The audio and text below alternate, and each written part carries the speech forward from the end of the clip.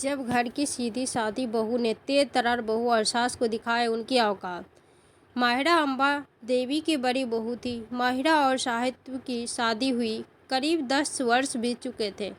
अम्बा देवी शुरू से होती दबंग किस्म की महिला थी और माहिरा को हर वक्त जली कटी सुनाती रहती थी।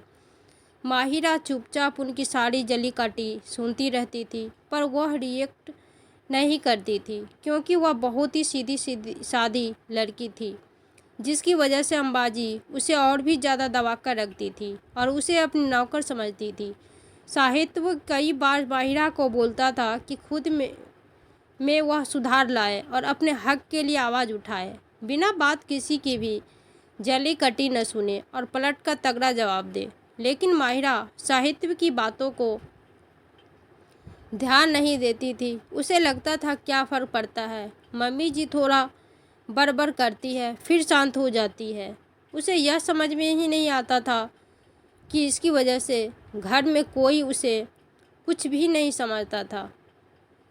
करवा सत्य उसकी एकलौती नंद शाही जब भी घर आती थी, भाभी को 2-4 उल्टी सीधी बातें सुनाकर ही जाती थी। इसमें उसकी माँ उसका पूरा साथ देती थी। छोटा देवर सिद्धार्थ भी अक्सर भाभी को कुछ न कुछ बोल ही देता था, जिसे माहिरा एक कान से सुनकर दूसरे कान से निकाल देती थी।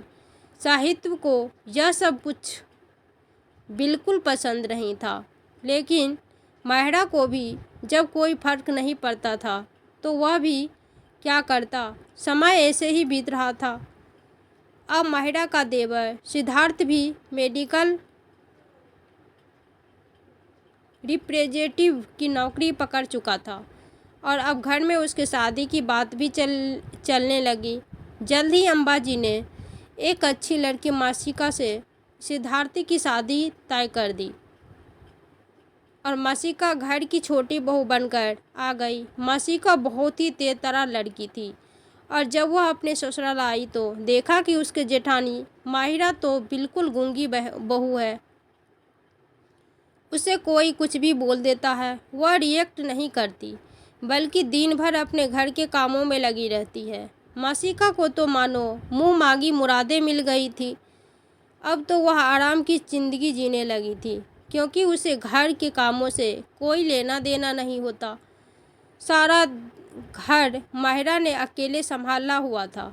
सिद्धार्थ भी हर वक्त मासिका के आगे पीछे डोलता रहता था और बोलता था, तुम्हें घर के कामों से में सर फोड़ने की कोई ज़रूरत नहीं, भाभी है, वह सब संभाल लेगी। अम्बाजी भी अपनी छोटी बहू की बलाएं लेती रहती थी। आखिर उनके प्यारे लाडले छोटे बेटे की पत्नी जो थी, करवा सत्य को करे साहित्य को यह सब कुछ बिल्कुल पसंद नहीं आ रहा था और वह माहिरा से बोलता था, तुम पागल हो क्या, तुम इस घर की नौकर नहीं बल्कि बड़ी बहू हो और तुम उसके आदेश का पालन करती रहती हो। अब तक तो मम्मी भाई और बहन ही तुम्हारे ऊपर हुक्म चलाते थे, पर अब वो तुम्हारी देवरानी मिसिका का भी तुम्हारे ऊपर रोब चलता है, पर तुम्हें कोई फ़र्क ही नहीं पड़ता। माहिरा को सच में कोई फ़र्क नहीं पड़ता था। वह बोलती थी, जाने दीजिए, क्या फ़र्क पड़ता है, मुझे घर का काम करना अच्छा लगता है, जिसे जो करना है करे, मुझसे जब तक वो हो रहा है मैं करूँगी, जब नहीं होगा देखा जाएगा। मुझे अपने हाथ से अपने पति और बच्चों को बनाकर खिलाना बहुत पसंद है और दूसरों से बराबरी करने के चक्कर में मैं आप लोगों को क्यों परेशान करूं। लेकिन साहित्य को यह सब बिल्कुल पसंद नहीं आता था कि उसकी बीवी दिन भर घर में कुल्हू के बैल की तरह पीसती रहे और बाकी सब मज़े करते रहे। एक दिन साहित्य ने अम्बाजी से इस बारे में बात की कि घर की छोटी बहू को भी कुछ जिम्मेदारियां दिया करो। कब तक माहिरा की ही सारी जिम्मेदारियां अकेले के कंधों पर उठाएगी। तो अम्बाजी ने साफ बोल दिया, अरे माहिरा को आए 10 वर्ष हो चुके हैं, उसे अच्छा खासा तजुर्बा है घर को संभालने का। मिसिका तो अभी नई नई आई है, अभी तो वह छोटी बच्ची है, उसके खेलने खाने के दिन है। क्यों उसके सर पर इतनी बड़ी जिम्मेदारी डाल दूं कि बेचारी ढंग से सांस भी न ले पाए। अभी तो वह बच्ची है, कुछ दिन उसे जीने दे उसकी ज़िंदगी, फिर तो सारी उम्र जिम्मेदारियाँ ही उठानी है। साहित्य को बड़ा ही अजीब लगता था कि आज से 10 वर्ष पहले जब माहिरा इस घर की बहू बनकर आई थी तो वह सिर्फ 20 साल की थी और इस वक्त उसकी उम्र 30 साल है, जबकि मिशिका इसी वक्त 26 साल की है। माहिरा से बस 4 साल छोटी और वह बच्ची है। जब 20 साल की माहिरा के ऊपर अम्बा देवी ने पूरे घर की जिम्मेदारी डाल दी थी और घर के कामों से एक तरफ से संन्यास ले लिया था, तब माहिरा उन्हें बच्ची नहीं लग रही थी। उस वक्त तो पिताजी भी थे और उनके नियम तो और भी ज़्यादा कड़े थे। उन्हें तो सुबह 5 बजे गरम गरम चाय चाहिए होती थी। उन्हें 5 बजे के बाद कोई भी बिस्तर पर दिखना नहीं चाहिए होता था। माहिरा बेचारी सुबह 4 बजे उठकर नहा धोकर सारे काम करती थी और अब यहाँ मिशिका 8 बजे तक बेडरूम का दरवाज़ा भी नहीं खोलती। लेकिन अब मम्मी को कोई फर्क नहीं पड़ता। खैर, साहित्य की क्या करता जब माहिरा खुद ही अपने हक के लिए आवाज़ नहीं उठा रही थी, तो उसके हक के लिए वह कब तक आवाज़ उठाता। इधर अम्बाजी अपनी छोटी बहू पर प्यार लुटाने में कोई कसर नहीं छोड़ती थी। कभी उसे अपने कानों में पड़ी ही नहीं, बलिदान कानों में पहनी हुई बाली यान उतार कर गिफ्ट में दे देती कि तू तो मेरी छोटी बहू है, मेरी लाडली है, मेरी तरफ से तू यह रख ले। तो कभी उसे अपने हाथ में पहने कंगन उतार कर दे देती कि मैंने तो यह बहुत दिनों से अपनी छोटी बहू के लिए संभाल कर रखा था, ये मेरी छोटू के पर ही शोभा देगा। यह सब कुछ देखकर भी माहिरा को रत्ती भर फर्क नहीं पड़ता था, जबकि साहित्य को बहुत बुरा लगता था कि सेवा करे सारी माहिरा और मेवा खाए मासिका और उसकी बहन श्याली, क्योंकि श्याली भी टाइम टाइम पर मायके आती रहती थी और जब भी आती थी माँ उसे अपना कोई ना कोई जेवर दे ही देती थी। लेकिन आज तक अम्बाजी ने अपना कोई भी जेवर माहिरा को नहीं दिया था। माहिरा और साहित्य के जिसमें मैं थी तो बस घर की जिम्मेदारियां।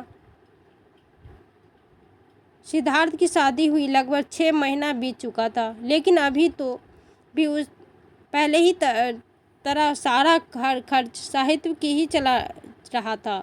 अम्बाजी ने एक बार भी नहीं बोला कि अब सिद्धार्थ की भी शादी हो चुकी है और सिद्धार्थ और मासिका को भी अब घर खर्चे में सहयोग देना चाहिए। घर खर्चे में सहयोग तो दूर की बात है, घर के कामों से भी दोनों ने बहुत दूरी बना रखी थी। घर के सारे काम माहिरा के जिम्मेदारी थे और बाहर के सारे काम साहित्य के जिम्मेदारी। ऊपर से मासिका को भी एक बहुत बड़ी गलतफहमी थी, क्योंकि साहित्य भी दिन भर घर पर रहता था तो मिशिका के हिसाब से साहित्य कोई काम नहीं करता था, बल्कि पूरे घर का खर्च उसका पति सिद्धार्थ चलाता था। क्योंकि मिशिका जब से इस घर में आई थी उसने साहित्य को कभी भी काम पर बाहर जाते नहीं देखा था। इसीलिए उसे लगता था कि शायद इसीलिए माहिरा ने सारे घर की जिम्मेदारियां अपने सर पर ले रखी है, क्योंकि सारे घर के खर्च उसका पति सिद्धार्थ चलाता था और इस बारे में उसने कभी अपने पति से जानने की कोशिश नहीं की कि सच्चाई क्या है और अपने घमंड में चूर रही। अम्बाजी भी उसके ऊपर इतना लाड जताती थी और माहिरा के साथ नौकरों जैसा व्यवहार करती थी कि उसे अपनी सोच पर पक्का यकीन हो चुका था कि उसका पति ही इस घर का एकलौता कमाऊ पुत्र है। इसीलिए सब उसके आगे पीछे डोलते रहते हैं। छोटी बहन श्याली भी जब भी आती तो बड़ी भाभी को कुछ भी कह देती, लेकिन मिशिका से बहुत तमीज़ से बात करती थी, क्योंकि उसे पता था कि अगर मिशिका को कुछ भी उल्टा सीधा बोला तो वह उसे मुंह तोड़ जवाब देगी। इसीलिए मिशिका बहुत खुश थी। आखिर इस घर के इकलौते कमाऊ पुत्र की पत्नी जो थी, जिसने घर की सारी बागडोर संभाल रखी थी। एक बार इसी तरह के स्याली आई हुई थी और साथ में उसके दोनों बच्चे भी थे। घर में माहिरा के बेटी थी ही, कुल मिलाकर 4 बच्चे हो गए और घर में बहुत उत्पात मचा रहे थे। घर काफ़ी गंदा हो रखा था। बच्चों ने मिलकर घर में जगह जगह पानी गिरा दिया था और कचरा फैला दिया था। लेकिन माहिरा किचन में बिजी थी और वहाँ साफ सफाई नहीं कर पा रही थी। वैसे तो घर में एक फुल टाइम नौकर राम और उसकी पत्नी पिंकी थे, जो घर में ही रहते थे और घर और बाहर के कामों में दोनों मियाँ बीबी माहिरा की मदद करते थे। इस वक्त रामू भी बाजार सब्जियां लेने गया हुआ था और उसकी पत्नी पिंकी माहिरा का किचन में हाथ बटा रही थी। साहित्य को घर में गंदगी बिल्कुल भी पसंद नहीं थी। वह अपने रूम से बाहर निकला और घर में जगह जगह पानी गिरा देखा और कचरा देखा तो माँ से गंदगी साफ करवाने के लिए बोला। अंबाजी ने बोला तो माहिरा को बोला, बोलना हमसे क्यों बोल रहा है। और माहिरा को अंबाजी आवाज़ लगाने लगी। माहिरा दौड़ती हुई किचन से बाहर आई तो अंबाजी ने ताना मारते हुए कहा, तुझे दिखता नहीं, साहित्य को गंदगी बिल्कुल भी पसंद नहीं है। यहाँ बच्चों ने घर पर कितना गंदा कर रखा है, इसे साफ कौन करेगा। अंबाजी की बातें सुनकर साहित्य और माहिरा दोनों को बहुत बुरा लगा, क्योंकि माहिरा तो किचन में बिजी थी पिंकी के साथ और रामू बाजार गया हुआ था। घर में और लोग भी थे जो सफाई कर सकते थे। फिर भी अंबाजी माहिरा को ही ताना मार रही थी, क्योंकि यह उनकी आदत बन चुकी थी। तब तक मासिका ने जले पर नमक छिड़कते हुए कहा, भाभी को तो बस काम से बचने का बहाना चाहिए होता है। हम इसीलिए हर वक्त रसोई घर में घुसी रहती है, ताकि और कोई काम करना ही न पड़े। बाकी काम के लिए तो घर में रामू और पिंकी ही है, पर संयोग से रामू अभी बाजार गया हुआ है, पिंकी किचन में लगी है, इसीलिए उनकी कामचोरी पकड़ी गई। मुफ्त का खाने की आदत जो पड़ गई है तो काम कैसे होंगे। यह सब सुनकर आज साहित्य का गुस्सा 7वें आसमान पर चला गया और उसने बोला, मिशिका अपनी जुबान पर लगाम दो। जब तक सिद्धार्थ ने बोला, भैया आप मेरी पत्नी से ऐसी बात नहीं कर सकते। साहित्य ने बोला, अपनी जुबान बंद कर, नहीं तो इतनी जोर का थप्पड़ लगाऊंगी कि होश ठिकाने आ जाएगा। तेरी पत्नी मेरी पत्नी को कुछ भी बोल दे और मैं सोच समझ कर जवाब दूं। समझ क्या रखा है मुझे। शाली ने बोला, वाह भैया, अपनी पत्नी के लिए भाई को थप्पड़ लगा दोगे। आज साहित्य का मूड पूरा खराब हो चुका था और उसने बोला, शाली तू हमारे घर के मामलों में नहीं बोल तो अच्छा है। मायके में बेटी बनकर आई है, बेटी ही बनकर रहा और अपने काम से काम रख। आज साहित्य बहुत गुस्से में था और उसने तेज आवाज़ में बोला, मिशिका आज बोल दिया जो बोल दिया। गलती से भी दोबारा कभी माहिरा के लिए एक भी गलत शब्द निकलने से पहले 100 बार सोचना, नहीं तो तुम्हारी खैर नहीं। अगर आइंदा तुम्हारे जुबान पर ऐसी कोई बात आ गई ना, तो आगे भी जो भी होगा उसकी जिम्मेदारी तुम खुद होगी। मिशिका को यकीन नहीं हो रहा था कि साहित्य उससे ऐसी बात कर रहा सकता है और उसने बोला, क्यों आपका दिया खाते हैं क्या हम। मेरा पति इस घर का खर्च चलाता है तो मैं किसी की नौकर नहीं हूँ और मुझे बहुत अच्छे से पता है कि आप कुछ काम धाम नहीं करते, दिन भर घर में पड़े रहते हैं, इसीलिए तो आपकी पत्नी की कोई इज्जत नहीं है।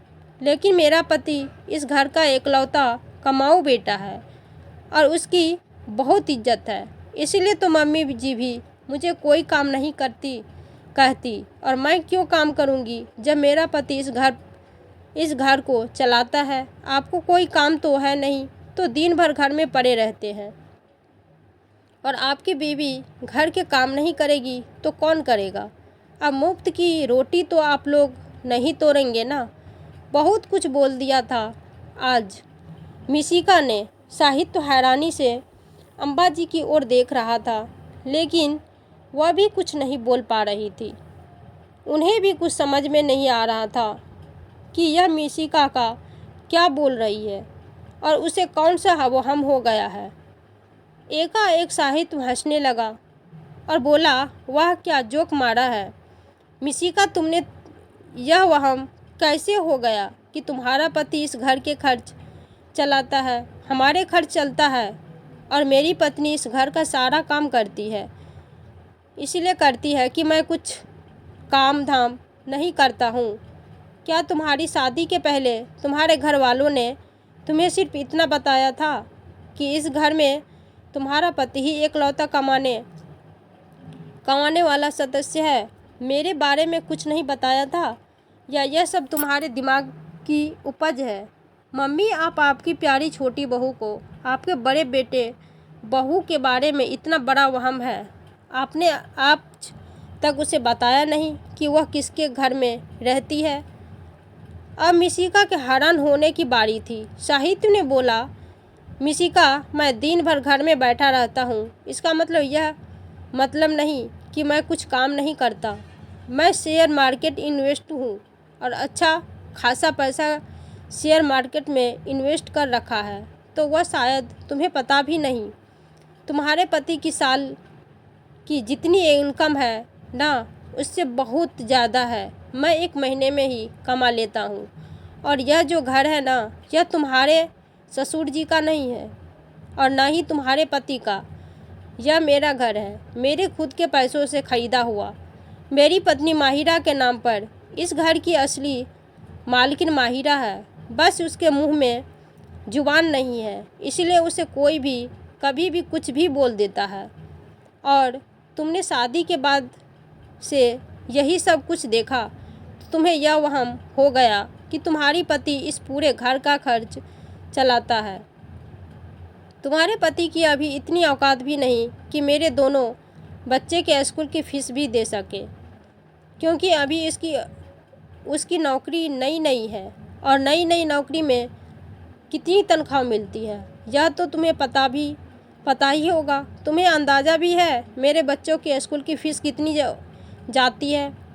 अम्बाजी ने माहौल बिगड़ते देखा तो बोला, अरे साहित्य, रहने दे। क्या इसके मुंह लग रहा है? यह तो बेवकूफ़ है, कुछ भी बोलती है। साहित्य ने बोला, बेवकूफ़ या नहीं है मम्मी, बेवकूफ़ तो माहिरा है जो खुद अपने कद्र नहीं करती, इसीलिए दूसरे भी उसके कद्र नहीं करते। लेकिन अम्बाजी की प्यारी बहू और श्याली की प्यारी भाभी की आज बेइज्जती होने वाली थी, तो श्याली कैसे चुप रह सकती थी। उसने बोला, क्या भैया, क्या बकवास कर रहे हो? माना कि तुम बहुत कमाते हो, लेकिन ऐसा नहीं है कि पापा जी ने कुछ नहीं किया था। आखिर उनकी अच्छी खासी प्रॉपर्टी थी, 2-3 जगह फ्लैट थे जो कि अब सब बिक चुके हैं। कहाँ गए वह सारे पैसे? शायद उन्हीं पैसों को शेयर मार्केट में लगाकर आज आप करोड़पति बन रहे हो ना, और बैठकर यहाँ हम दोनों से बकवास कर रहे हो। अब तो साहित्य और ज़ोर से हंसा। सिद्धार्थ ने भी अपनी बहन श्याली हाँ मिलाई और बोला, सही बोल रही हो श्याली, भैया ने सारे पैसे अकेले हड़प लिए, सारी ज़मीन बेचकर, और अब हम लोगों को बातें सुन रहे हैं। अब तो साहित्य ज़ोर से हंसा और बोला, वाह माँ, क्या बच्चे हैं तुम्हारे, दोनों कितना दिमाग चलाते हैं। पर तुम तो सारी सच्चाई जानती ही हो ना। और तुम और तुम्हारे दोनों लाडले इतने सीधे तो नहीं कि मैं सारा कुछ अकेले हड़प कर जाऊंगा और दोनों चुपचाप बैठे रहेंगे, या फिर तुम अपने लाडलों का हक मुझे हड़प करते देखती रहोगी और तुम चुपचाप बैठी रहोगी। अम्बा देवी क्या बोलती, वह सारी सच्चाई जानती थी और उन्हें यह भी पता था कि साहित्य के पास अपनी बातों का एक एक पक्का सबूत है। साहित्य ने बोला, मेरी प्यारी बहन, पापा जी के पास 2-3 फ्लैट थे, मानता हूँ, और कुछ सेविंग भी थी, लेकिन मेरी प्यारी बहन, जब तुम्हारी शादी हुई थी ना, तो उन्हें 2-3 फ्लैट में से एक फ्लैट बेचकर तुम्हारी शादी की गई थी, और उसमें से एक रुपया भी नहीं बचा था। सारा कुछ तुम्हारी शादी में लग गया था, और जो दूसरा फ्लैट था ना, उसे बेचकर मेरे प्यारे लाडले भाई का प्राइवेट इंजीनियरिंग कॉलेज में एडमिशन कराया गया था। लाखों रुपए खर्च किए थे पापा ने उसकी पढ़ाई के लिए, लेकिन फिर भी बेचारा कभी भी अपनी पढ़ाई पूरी नहीं कर पाया और बीच में ही पढ़ाई छोड़कर वापस घर आ गया, जिसकी वजह से वह सारे पैसे बेकार हो गए। क्योंकि पढ़ाई पूरी करने के लिए उसमें मन भी तो लगाना पड़ता है। बेचारा लगातार इंजीनियरिंग में फेल होता जा रहा, और इतने पैसे बर्बाद करने के बाद फिर इसने सिंपल ग्रेजुएशन किया, और यह मेडिकल रिप्रेजेंटेटिव की नौकरी भी इसने कितने जुगाड़ लगा कर पाए हैं, वह तो हम सब जानते ही हैं। तो दूसरे फ्लैट की सारी कीमत हमारे प्यारे भाई की पढ़ाई और नौकरी में निकल गई, और जो पापा की तीसरा फ्लैट था वह आज भी सुरक्षित पड़ा हुआ है। उसके कागज मम्मी के पास है, और वह फ्लैट मम्मी के ही नाम पर है, और मुझे बहुत अच्छे से पता है आज नहीं तो कल उसका उपयोग तुम दोनों में से ही कोई एक करेगा, क्योंकि मुझे तो आज तक इस घर से कुछ भी नहीं मिला। और यही रही बात शेयर मार्केट में पैसा लगा इन्वेस्ट करने की, तो उसके लिए मैंने पापा से पैसों की मांग बहुत बार की थी, लेकिन पापा ने साफ मना कर दिया था कि वह अपने पैसे इस तरह से बर्बाद नहीं कर सकते हैं। और मेरे काम के लिए पापा ने कभी मुझे एक फूटी कौड़ी भी नहीं दी थी। शेयर मार्केट में मैंने जो भी पैसे इन्वेस्ट किए थे ना, काम शुरू करने के लिए वह पैसे मेरी खुद की कमाई के थे, क्योंकि काम सीखने के लिए मैंने 2-3 सालों तक किसी के पास शेयर का काम किया था, और उससे मिली तनख्वाह को मैंने बचाया था, जिसे बाद में मैंने इन्वेस्ट किया था। और यह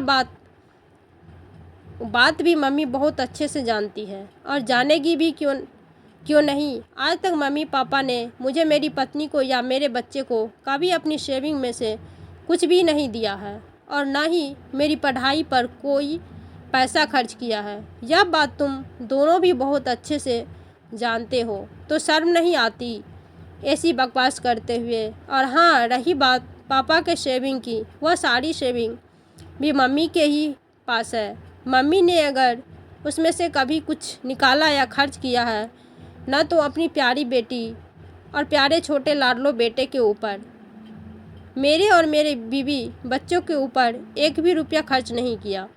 तो हिसाब हो गया ना, पापा की जितनी भी प्रॉपर्टी और सेविंग थी, वह सब कुछ तुम दोनों के ऊपर खर्च हुए हैं, और जो बची है आगे तुम दोनों के ऊपर ही खर्च की जाएगी। मुझे और माहिरा को उसमें से कुछ भी नहीं मिलने वाला। हाँ, लेकिन मुझे भी कुछ तो मिला था, हमें मिली थी जिम्मेदारियों। पापा के अंतिम वक्त तक हमने जी जान से सेवा की थी। माहिरा ने पूरी जिम्मेदारियां निभाई थी, क्योंकि जिम्मेदारियां तो हमें मिला ही करती थी, और हमें उठानी ही पड़ती है। और हमने खुशी खुशी उठाई भी थी, क्योंकि वह हमारा फ़र्ज़ था। मम्मी की भी हम आखिरी तक सेवा करेंगे, क्योंकि बड़े बेटे बहू की जिम्मेदारी निभाने के लिए ही होते ही है।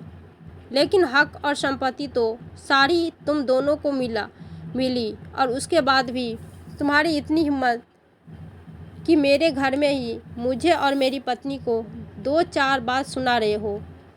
अब बस बहुत हो गया। इस घर में रहना है तो अपनी जुबान पर लगाम देकर रहो, वरना अपना रास्ता नापो। आज के बाद मुझे इस घर में मेरी पत्नी के खिलाफ कुछ भी नहीं सुनना है। आगे से सब अपनी जुबान को काबू में रखना, वरना दरवाजे खुले हुए हैं। कहता हुआ साहित्य ने माहिरा की ओर देखा, और बोला, माहिरा, अगर अब तुमने अपनी जुबान नहीं खोली ना तो भूल जाओ कि अब मैं तुम्हारे लिए कहीं भी जुबान खोलूँगा। कोई किसी के लिए एक बार 2 बार बोल सकता है, लेकिन बार बार उसकी छत्र छाया नहीं बन सकता।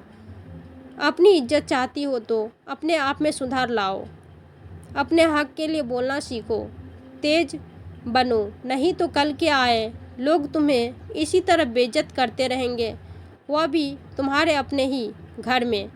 आइंदा मुझे मेरे इस घर में कोई तमाशा नहीं चाहिए और तुम इस घर की नौकर नहीं हो, यह बात याद रखना, बल्कि इस घर के मालकिन हो। वाकई को भी याद दिला दो और अब तुम मुझसे कोई उम्मीद मत रखना कि मैं तुम्हारा हक के लिए जाकर बोलूँगा। आज आखिरी बार मैंने बोल दिया।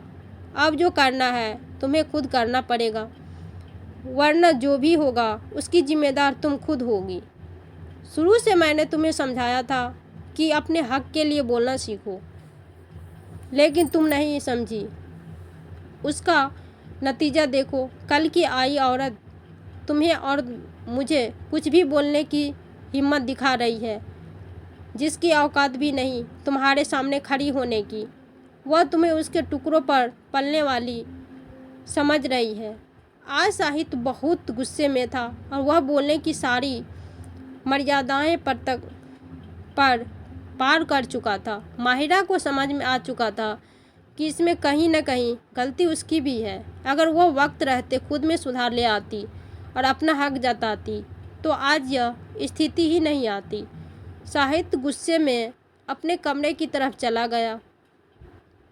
आज साहित्य का गुस्सा देखकर अम्बा देवी की हैरान हो गई, क्योंकि साहित्य कभी भी इस तरह से गुस्सा नहीं होता था और आज तो उसने साफ साफ मिशिका और सिद्धार्थ को घर से जाने तक के लिए कह दिया था।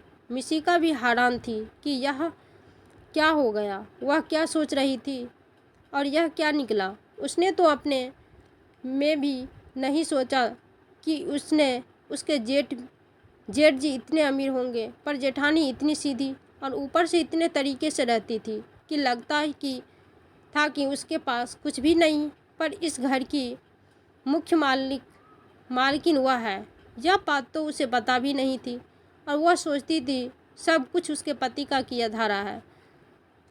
हर मैसिका को कुछ भी समझ नहीं आ रहा था और अम्बा जी ने उसे इशारों में बोल रही थी कि तू चुपचाप अपने कमरे में जा, धीरे धीरे सब कुछ शांत हो जाएगा। और मिशिका अपने कमरे में चली गई। किसी तरह से वह दिन बीत गया और धीरे धीरे माहौल शांत हो गया, लेकिन मिशिका की आदत तो खराब हो चुकी थी और अपनी जुबान पर उसे काबू नहीं था। अम्बा जी और श्याली भी रिलैक्स थे कि अब साहित्य शांत हो चुका है तो फिर से पुराना वाला माहौल चालू हो जाएगा। बस अब थोड़ा संभल कर रहना होगा और माहिरा को ज़्यादा कुछ ताना मारने से पहले 100 बार सोचना पड़ेगा। लेकिन जिसकी जो आदत पड़ चुकी होती है वह इतनी आसानी से नहीं छूटती। कुछ दिनों के बाद ही माहिरा का बेटा घर में ही फुटबॉल खेलता हुआ मिशिका के कमरे की तरफ चला गया और उसने एक जोरदार फुटबॉल का किक मारा, जिससे मिशिका के कमरे की खिड़की में लगा कांच टूट गया। मिशिका ने आव देखा न ताओ और माहिरा के बेटे को एक जोरदार चमाटा लगा दिया और बोला, हिम्मत कैसे हुई मेरे कमरे में फुटबॉल खेलने की? तोड़ दिया ना मेरे खिड़की की कांच। क्या इसे बनवाने में पैसे नहीं लगेंगे? फालतू का नुकसान कर दिया ना। माहिरा ने यह सब कुछ देख लिया था और साहित्य उस वक्त घर में नहीं था। करवा फैसला कर लिया था कि अगर अब उसने अपनी जुबान नहीं खोली तो बात हद से ज़्यादा निकल जाएगी।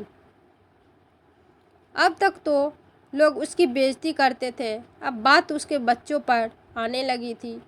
माहिरा तेजी से मिशिका के कमरे की तरफ गई और अपने बेटे को पीछे खींचकर एक जोरदार तमाचा मिशिका के चेहरे पर लगाया तमा उठी मिशिका और बोली, भाभी आपकी हिम्मत कैसे हुई मेरे ऊपर हाथ उठाने की।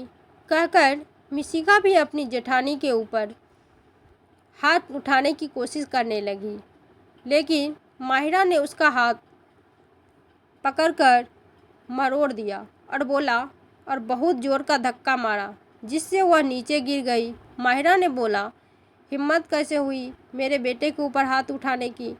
मिशिका ने बोला, अपने बेटे की गलती नहीं दिखाई पड़ती, मेरी खिड़की का कांच तोड़ दिया उसने बॉल मारकर। माहिरा ने बोला, तुम्हारी खिड़की का कांच नहीं तोड़ दिया, अपने घर की खिड़की का कांच तोड़ा है। वह घर जिसे उसके पापा ने अपने दम पर बनवाया है, वह घर जो उसकी माँ के नाम पर है। तुम्हारा कोई नुकसान नहीं हुआ है, क्योंकि नुकसान होने के लिए घर अपना होना चाहिए। मेरे बेटे ने तुम्हारे नहीं, अपने घर की खिड़की का कांच तोड़ा है। मिशिका को माहिरा से ऐसे जुबान की उम्मीद नहीं थी। वह तो यह सोच रही थी कि अभी शाहिद तो घर में नहीं है, तो वह माहिरा को कुछ भी बोल सकती है। लेकिन माहिरा ने उसी दिन सोच लिया था कि अब उसे अपने लिए आवाज़ उठानी पड़ेगी, नहीं तो हालात बदतर होते जाएंगे। और आज तो माहिरा के गुस्से की सीमा ही नहीं थी, क्योंकि मिशिका की हिम्मत इतनी बढ़ गई थी कि उसने उसके बेटे तक पर हाथ उठा दिया था। तब तक शाहिद भी घर आ चुका था और अम्बाजी शोरगुल सुनकर वहां पहुंच चुकी थी।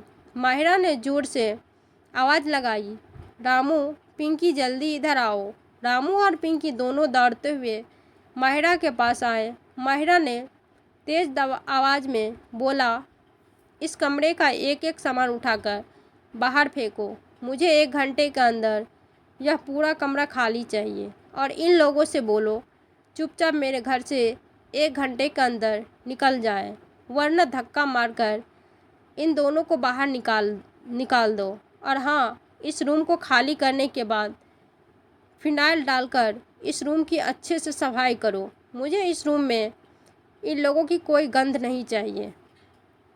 पहले पूरे कमरे को फिनाइल से साफ करना और फिर गंगाजल डालकर पवित्र करना। 1 घंटे का वक्त दिया है, तब तक सारा काम हो जाना चाहिए। अम्बाजी माहिरा की तरफ देखते हुए बोली, बहू तू यह ठीक नहीं कर रही। ठीक है, मानती हूँ इस घर की मालकिन है तू, पर तू इस तरह से अपने देवर और देवरानी को इस घर से निकाल नहीं सकती। माहिरा ने बोला, मैं क्या कर सकती हूँ क्या नहीं, मुझे किसी से पूछने की कोई ज़रूरत नहीं। जैसे आपने कभी ज़रूरत नहीं समझी अपना कोई भी गहना या अपने पति के सेविंग में से कोई भी पैसा आपने दोनों लाडलों को देते वक्त मुझसे या साहित्य से पूछने की। अम्बाजी ने अब इमोशनल कार्ड खेला और बोला, तू अगर इस तरह से मेरे बेटे बहू को घर से निकालेगी ना, तो मैं भी उनके साथ चली जाऊंगी। क्योंकि अम्बाजी को बहुत अच्छे से पता था कि सिद्धार्थ की इतनी हैसियत नहीं है कि वह तुरंत कोई नया घर खरीद ले, और अगर किराए का घर लेगा तो उसकी सैलरी का बहुत बड़ा भाग किराए में चला जाएगा, जिससे उसे बहुत परेशानी होगी। क्योंकि अभी उसने नई नौकरी ही ज्वाइन की है और उसकी ज़्यादा तनख्वाह भी नहीं है। माहिरा आज किसी का भी कुछ भी सुनने के मूड में नहीं थी और उसने साफ साफ बोल दिया, मम्मी जी, जब से ब्याह होकर आई हूँ तब से आपकी और पापा जी की सेवा की है। पापा जी तो अब रहे नहीं, लेकिन आपकी सेवा में कोई कमी नहीं छोड़ी है। लेकिन फिर भी अगर आप हमारी सेवा से संतुष्ट नहीं है तो आप यह आपकी इच्छा है। आपके 2 बेटे हैं, आप जिसके पास चाहे जाकर रह सकती हैं, हमें कोई एतराज़ नहीं। हम आपसे कभी भी यहाँ से जाने के लिए नहीं कहेंगे। यह आपका स्वतंत्र निर्णय होगा कि आपको कहाँ रहना है। कहकर माहिरा तेज़ी से वहाँ से चली गई। अम्बाजी को समझ में आ चुका था कि माहिरा अब उनके किसी भी ड्रामे से उनके दबाव में नहीं आने वाली। और उन्हें भी यह भी बहुत अच्छे से पता था कि अगर वह इस घर को छोड़कर गई तो छोटी बहू और बेटा उनकी कितनी पूछ करने वाली है। बेटी सियाली को भी बहुत अच्छे से पता था कि अगर उसने अब इस बार अपनी जुबान खोली तो उसका मायका भी परमानेंट बंद होने वाला है।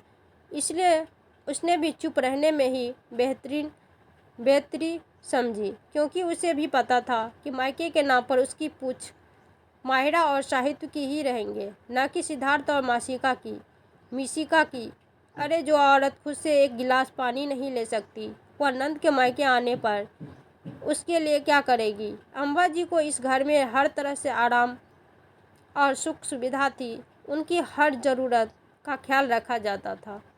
इसीलिए वह किसी भी हाल में माहिरा और साहित्य से अलग नहीं होना चाहती थी। इसीलिए वह भी चुपचाप अपने कमरे में चली गई। मिशिका को घूरते हुए और मन ही मन बड़बड़ाते हुए समझाया था, अब थोड़ा संभल कर बोल, लेकिन जुबान पर तो काबू ही नहीं। उधर सिद्धार्थ भी मिशिका के ऊपर चिल्ला रहा था, खुद पर थोड़ा कंट्रोल नहीं रख सकती थी। अब जल्दी से कमरा खाली करो, नहीं तो भाभी धक्के मारकर निकालेंगी। ये भी अब पीछे नहीं हटेगी। आज तक उन्होंने कुछ नहीं बोला, लेकिन आज फुल और फाइनल बोल दिया है। अपनी जुबान को अगर काबू में रखती तो ऐसे ही मुफ्त में आराम से रहते, लेकिन जुबान को काबू में नहीं रख सकती थी ना। चलो अब एक कमरे के किराए के घर में रहो। खुद आज से भूल जाओ अपने सारे ऐशो आराम और मौज। अब जब सब खुद करना पड़ेगा, राशन पानी खरीदना पड़ेगा, झाड़ू पोछा करना पड़ेगा, किराया देना पड़ेगा, तब तुम्हारी औकात पता चलेगी। मिशिका को यह सब कुछ सुनकर ही चक्कर आ रहा था, क्योंकि वह जब से इस घर में आई थी महारानियों वाली ज़िंदगी जी रही थी और उसे लगता था माहिरा इस घर की नौकरानी है और हमेशा रहेगी। लेकिन आज उसे समझ में आ गया था कि माहिरा इस घर के नौकरानी नहीं, बल्कि इस घर के मालकिन थी, जो अपना घर संभाल कर रखना चाहती थी और इसीलिए खुशी खुशी अपने घर का हर एक काम करती थी, जिसे वह उसकी मजबूरी समझती थी। आज ज़रूरत पड़ने पर माहिरा ने अपनी हैसियत भी उसे दिखा दी थी। आज मिशिका का सारा घमंड टूट चुका था और उसकी औकात उसके हाथ में आ चुकी थी। साथ ही साथ अम्बाजी और सियाली को भी समझ में आ चुका था कि किसी को दबाते दबाते इतना मत दबा दो कि उसके अंदर एक लावा उत्पन्न होने लगे, नहीं तो जब वह लावा बाहर निकलेगा तो वह ज्वालामुखी ही बनेगा।